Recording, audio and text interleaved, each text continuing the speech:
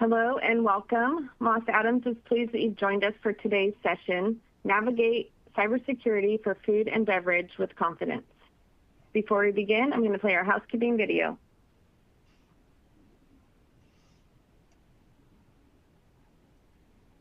Welcome and thanks for joining us.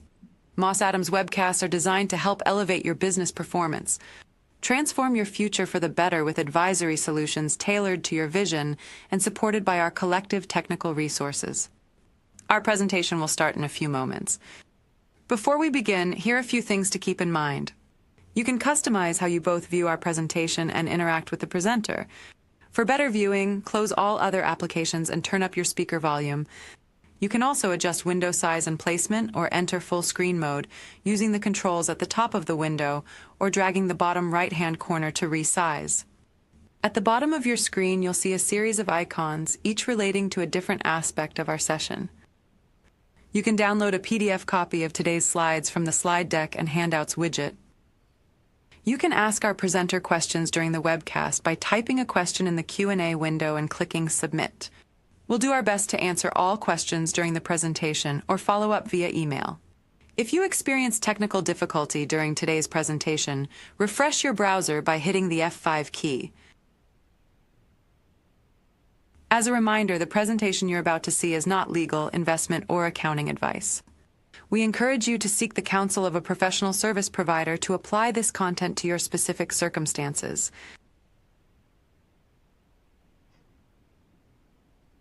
All right, before we get started, I do want to acknowledge the big news from last week that Moss Adams is joining forces with Baker Tilly to create a new firm, one designed to serve the needs of the middle market. And this is really exciting. You can read more about it on our website from the link in the console. And now I will turn it over to today's speakers to get us going on today's topic.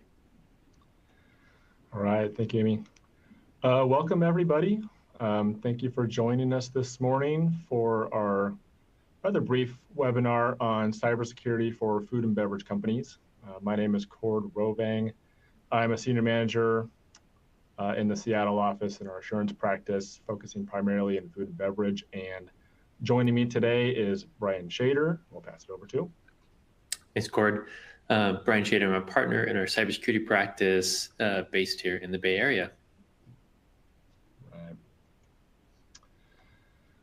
So yeah, our agenda for this morning, we're going to be talking through some of the more common types of information technologies that we commonly see amongst our clients in the food and beverage practice.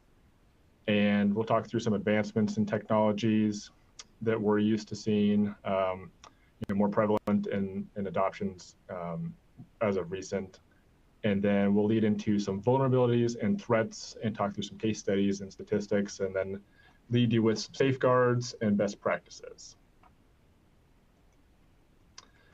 So to just kick us off and set the stage here, again, more common types of IT systems that we see amongst the food and beverage clients, first and foremost being the enterprise resource and planning system. So the ERP, really that's right, the integrated set of core business processes, managing everything from finance and HR to operations and perhaps inventory, all kind of in one platform, really meant to streamline operations and help management make decisions using that real-time data. I think, from an IT security standpoint and that lens, the key takeaway here is, given as it's many functions all in one platform, the kind of data breach aspect of any particular function could mean that the entire system itself is at compromise. And so it's essential for companies to implement robust security measures to ensure the protection of company data and other assets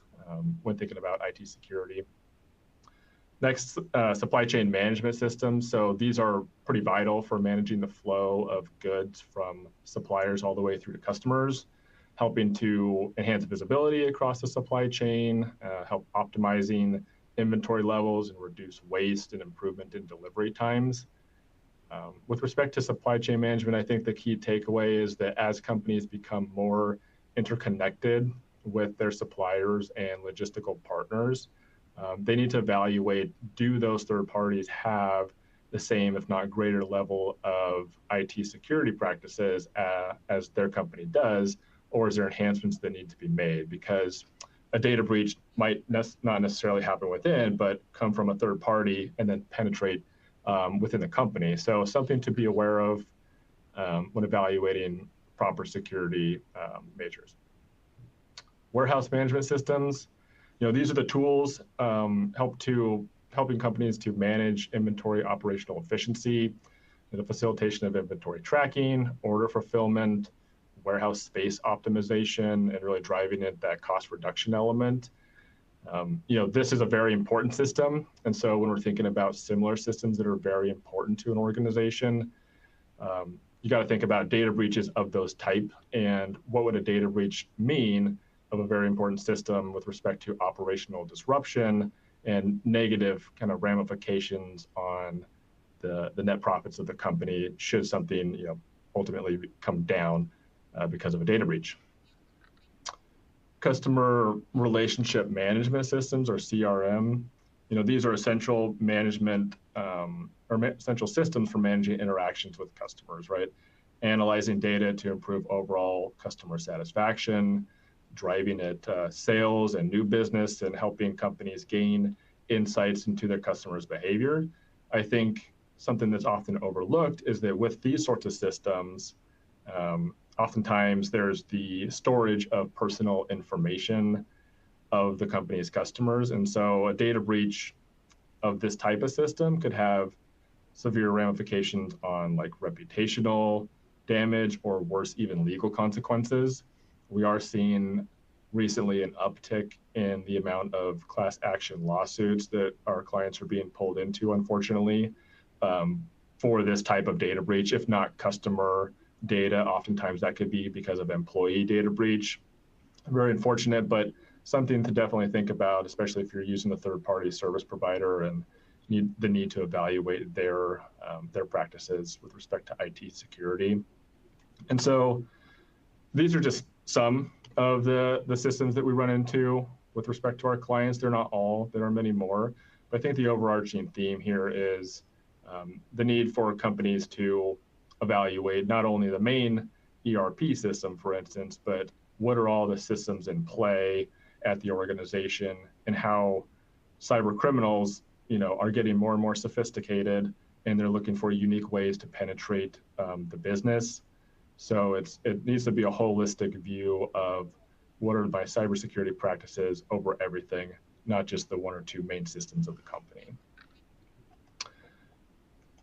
All right, next here, we're gonna kind of lead into just some of the more recent advancements that we're seeing in the food and beverage space with respect to new technologies and what our clients are adopting.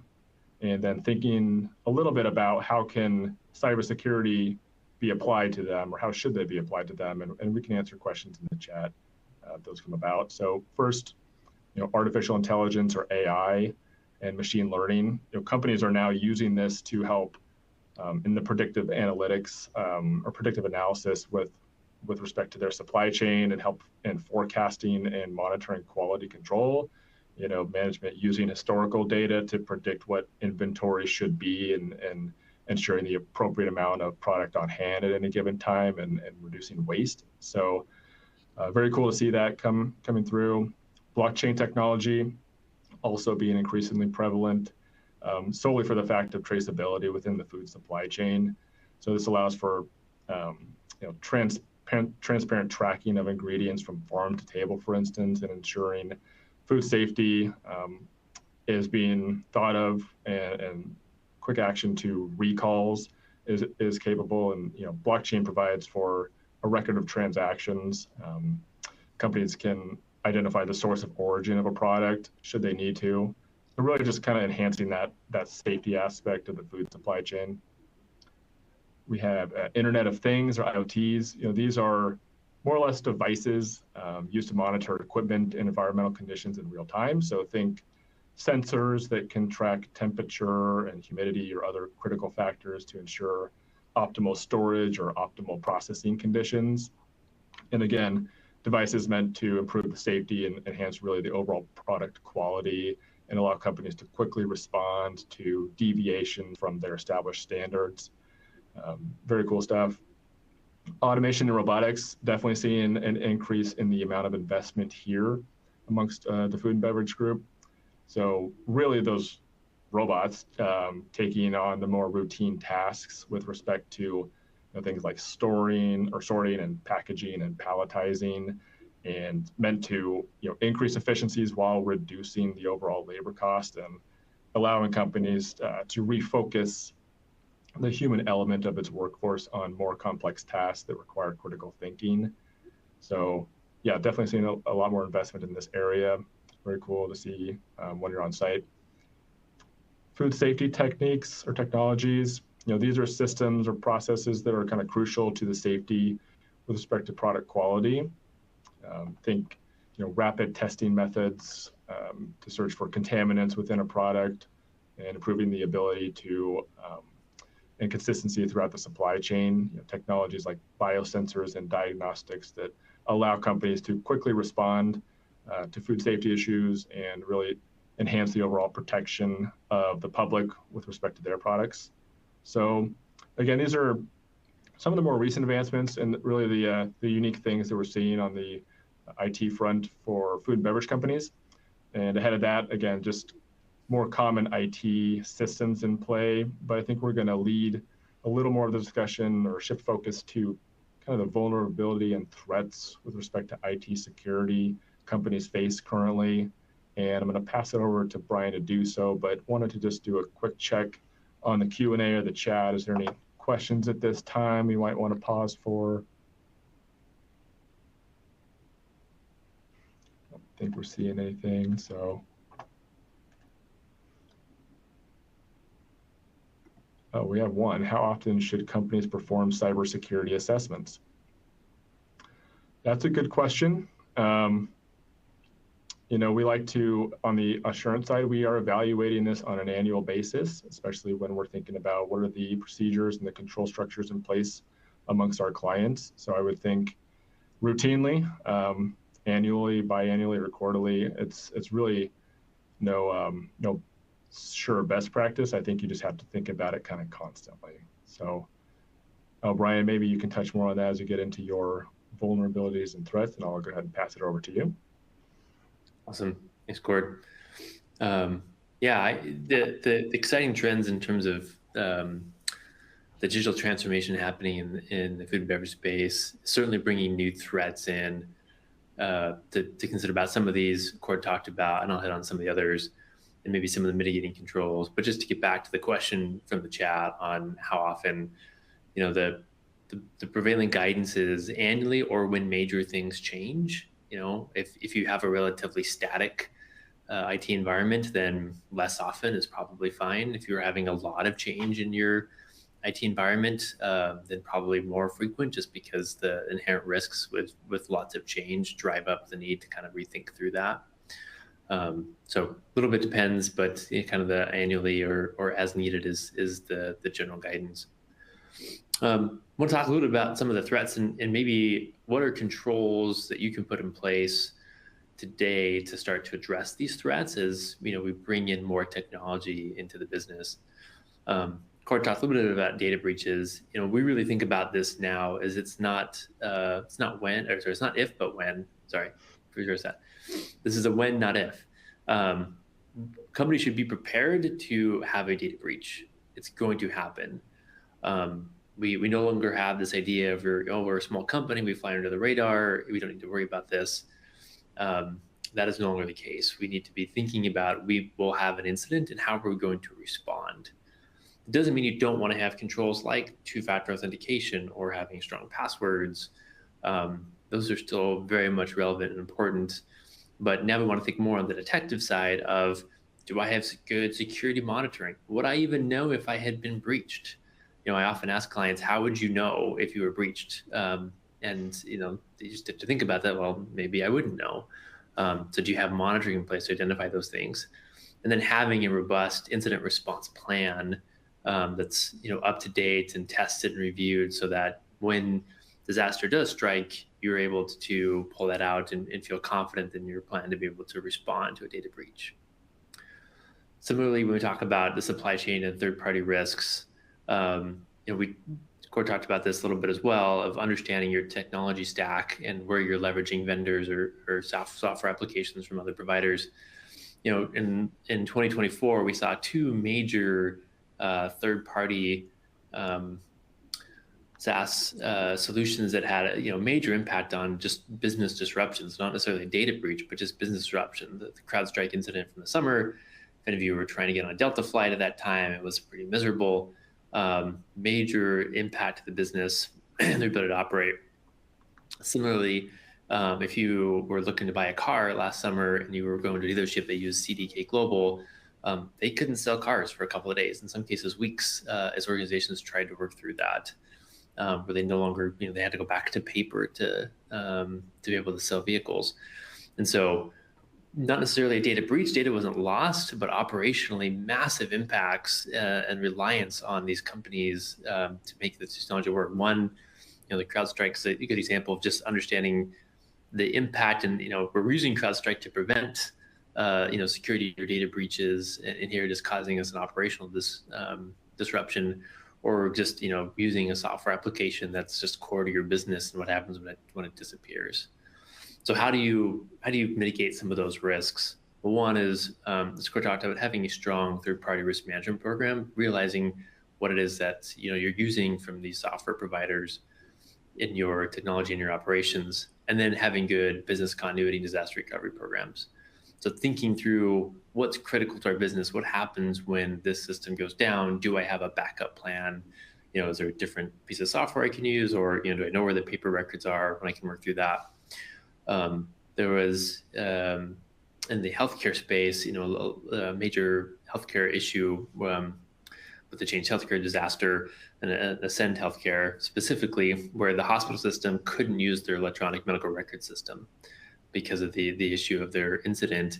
And so we now are writing prescriptions and trying to do things back on paper. It became a huge issue and potentially life impacting. So having those good plans is important to have in place. Ransomware, we haven't talked about that yet. As data, you have more data as we continue to digitize our lives and business. There's data to be taken, and ransomware exists because people are willing to pay them. So at the end of the day, this is a business, and the attackers want to get paid. And so as long as people keep paying the ransom, they're going to keep trying to steal data or exfiltrate it, or just ransom it off to you. So remember that when there's a ransomware, they have taken your data and have encrypted it, and then are ransoming the key back to you. And so when we talk through that with clients, is understanding, if you have good disaster recovery, you have good backups, then you don't have to pay. You can, I would always encourage you to use some kind of forensics kind of validation that, you've gotten the attacker out of your systems. But if you have good data backups, then it doesn't really matter if the ransomware has come, because you've got the data. If you don't, and this is frankly the reality for a lot of our clients, is operationally they don't have the ability to recover, and it's cheaper to just pay the ransom, which perpetuates the risk of ransomware because people keep paying them. So thinking about that, the source of this, and we'll talk about the stats here in a few minutes, continues to be human error. So having good security awareness training and kind of upfront concerns or upfront training to help people prevent, clicking on links, opening things. That's the source of ransomware continues to be, people clicking on things as opposed to software vulnerabilities. On the compliance and regulatory risks, our world is getting more complicated, and the last thing you want is, when you are in the midst of dealing with a security incident or a data breach, now you have kind of the layering on the regulatory side of, well, what's the notice? If it's Kjord talked about, if you have employee data and employee data gets breached, do you have a notice requirement to then notify either regulatory bodies or just the individual? And so just it adds complexity to this. So again, going back to having good incident response planning and a good security program management of how do we ensure, based on the type of data we have, that we know what to do if something were to happen. Because the last thing you want is to deal with those consequences kind of in the moment for the first time. And then finally, brand reputation damage. This is, I think, an interesting one, and only that I think the trend is we as a society have become a little numb to an incident. I think when I think back to kind of the Target incident, there was massive uproar when people's credit card data were lost as part of the Target incident many years ago. And now it's almost commonplace. It happens so often. We get those letters, it feels like constantly now that, my identity may have been stolen or may have been leaked or, some information. And so that doesn't mean that it's not still there. I still think there's reputational damage. Lawsuits, as Kjord mentioned, are still very real. And just kind of understanding what that looks like. And again, what do you do in the end of an incident so that you can start to limit or mitigate any brand reputational damage by getting in front of the issue and specifically publicly what that looks like. Move on to some of the stats. Talked a little bit about having good security awareness training for those who have participated in that in the past, knowing what that looks like for don't click on certain links, how to detect if somebody's trying to phish, you're part of a phishing campaign. Executives are often prone to click on this, try this, or send this wire. A lot of us have seen that. And humans continue to be the primary source of breaches. Again, 68% from the most recent data. We've gotten better technology-wise. It's less likely that we have vulnerabilities.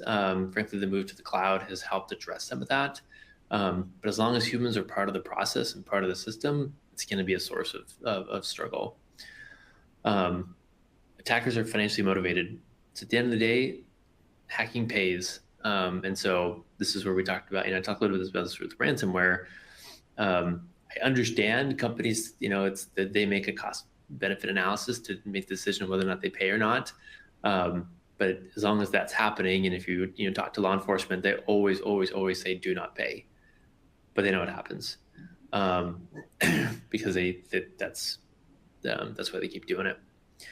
And then the average cost of the breach. I have a little bit of, and I think about that number, I think that's a little bit inflated for two reasons. One, I think it skews the average versus the median in terms of what gets reported. There's a lot of very, very, very expensive breaches out there, but it's dwarfed by the number of much smaller incidents and breaches. And I think we have a lot of underreporting on the very, very small ones. If you lose $100,000, $200,000 in an incident, with a wire fraud or a vendor fraud, it's unlikely to be material and it's unlikely to be reported. And so, this is the best data that we have. When I think about our clients and some of what we've seen in terms of their kind of direct and indirect costs, it's probably closer to the $1 million, $2 million mark, and sometimes even less than that. But regardless, it still continues to go up. And for those of you who are paying cyber insurance, I'm sure you're seeing that from a premium standpoint, that those prices are continuing to go up. So the risk is getting bigger. The cost of dealing with it is continuing to grow. I want to share a little bit of a story just to kind of put these together in a kind of real life example of what we're seeing in terms of the sophistication of attacks and how that's playing into the types of controls the clients need to be thinking about to implement to help mitigate that. So we had a client who is the CFO of a small firm. And what happened was on a Friday afternoon, they got a call from their bank that they had identified some fraudulent charges on a corporate procurement card and said, do you want us to cancel the card and to decline the charges? And the CFO said, yes, please do that. They said, great, we'll look for any other unusual activity and let you know. So frustrated on a Friday afternoon, the CFO then gets a call back a couple minutes later, and they say, yep, we think we found some other suspicious activity on the online account. Would you mind logging in so that we can kind of work with you on this? And at this point, the CFO's alarm bells go off and says, this feels weird. Great that the bank is helpful and wanting to do this. And we all get kind of the notification of fraudulent charges, but that's kind of when it ends. So the CFO kind of looks through and thinks about the security awareness training that they received, which is, validate who you're talking to before you go to the next step. So, looks at the caller ID. The caller ID, the number matches the bank. It says it's from the bank. The individual, is talking, uses the right name, understands the name of the company. They ask some questions to kind of authenticate, do you really know who we are? And so CFO gets comfortable. They continue progressing. At some point, the attacker asks for, sends a one-time code from the bank and says, can you give me the one-time code so I can log in and help you look through this stuff? And then the CFO then proceeds to give the attacker the one-time code. Now, at that point, the attack has been successful. The CFO is now given the one thing of the control, the two-factor authentication the attacker didn't have, to be able to go to the next step of the attack. So at that point, they give the CFO a task to go talk to the controller to start to figure out what's going on. In the meantime, they create fraudulent vendors and start sending wires. One of the courses is about 10, 15 minutes. $250,000 is wired out of the bank. In the meantime, the CFO starts getting notifications. Hey, you created a vendor, you created a wire. They then do an outbound call to the bank and to their account rep and said, hey, what's going on? And the bank person says, oh my gosh, someone's logged in. Then they lock it down. Thankfully, by activating their incident response plan quickly, they were able to get $175,000 of that back. So the total loss was only $75,000. And even though we had good security awareness training, the CFO knew they need to validate that. It's still, the attacker did a really good job of putting the person at ease so that they were confident in who they were and able to just give up that one little piece of information. It's the only thing that, in debriefing this to the CFO, it's the only thing that they didn't have. At everything, they had their credentials, they could log into the account, they knew everything about the role, her role at the company, that the bank they used. I mean, it was a very sophisticated attack, and they were able to very quickly, kind of get their money. So I share that because I think it speaks back to when we talk about the threats that are coming at it, right? Ransomware and data breaches and phishing are very common. When we think about AI and what this does, AI just accelerates all these things from happening faster.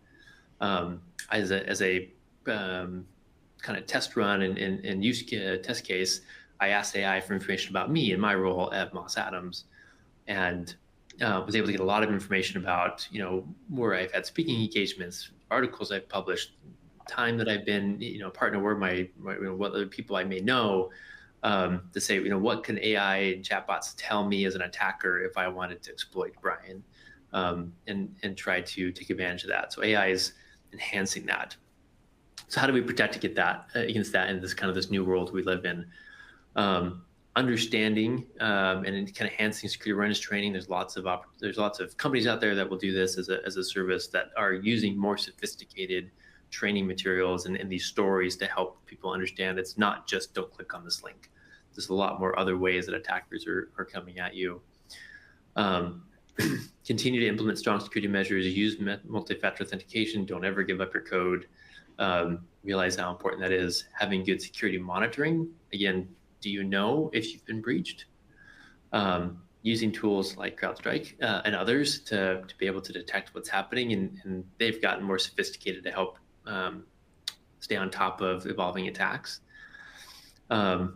And be vigilant, stay on top of what's happening. There's interesting stories in terms of AI threats and research out there that I think are fun use cases, but probably not likely to hit most of us. But it is continuing to change. So if I were to summarize, it's not Skynet yet. People are using AI to be able to attack, but it's still very human focused. We need to be aware of that and just be thoughtful about it and making sure that as we're digitizing more, that we are putting the right controls in place to help mitigate those risks. The core things are still the same. It's still humans who are making the mistakes. And so it's, we do need to have the technology there to be able to respond. And that's kind of my big pitch is be prepared for when it happens and don't just assume it's not going to happen. So with that, I think we're pretty close to time, but I'll hand it off to Kjord for any questions. Yeah, we do have a couple questions in the Q&A. Excuse me. Some good questions. first being, what is the trend on breaches within the food and beverage space? Do we see a rise in the number of attacks? I can tell you from the lens of an assurance or an auditor, we are seeing almost every client we talk to about it is being phished regularly. That is just a way of life, I think, for most businesses within food and beverage, or really probably any industry kind of nationwide. On the level of significant attacks that have actually been able to penetrate, I would say I personally see about one a year being pretty significant, unfortunately, for a client, and it's causing things like Bryan mentioned, the payment of ransomware, or other significant, more robust re-implementation and redesign of systems. And really, the overarching theme is the company just didn't have good controls in place, preventative measures to prevent such an attack. And unfortunately, they were in the wrong place at the wrong time, or they were being phished for a long time, and it finally came through. I don't know, Bryan, if you have other thoughts on that particular question, just in general, the trends. Yeah, I think it's AI is empowering attackers to do more faster. There's another question in the chat that's specific to operational technology or OT. And what's the trend on that? And the answer is yes, we're seeing it, but for a different purpose. Because usually it's not data, it's more havoc. And so we're seeing more OT breaches in the sense of having perpetuity so that they can create havoc in that, as opposed to ransom it. Usually those are more simple systems, but they are being attacked. We saw a huge uptick, if you remember last year, in kind of oil refineries and water utility systems, with the intent just to create havoc and just to cause disruption to infrastructure, as opposed to ransomware or to elicit money. And I know we're at time here. We do have one more question just on samples of policies and best practices procedures from Moss Adams. It might be a question better from Bryan, but I know it's something we're regularly looking at with our clients. It's almost immediately we're trying to assess the IT security front and safety measures in place at our clients. And so I know it's from an audit standpoint, we are looking at it heavily. But Bryan, do you have any comments on what we can offer? Yeah, I'd say you have my contact information. Please reach out to me, and we can work through kind of the client team to see if it's something that we can share with you. Perfect. All right, we're at time. I think I'm going to pass it back over to Amy to close us out. All right. Well, thank you both for a great presentation today. And to our audience, if you do have further questions or comments, please reach out to us. You can drop a note now in the Q&A window or reach out to the presenters directly. Their contact information is in your console, as well as in the slide deck, which you can download now from the handouts window. And then finally, here's a link to a survey for today's presentation. And again, thank you for joining us. Take care, everyone. Thank you. Thank you.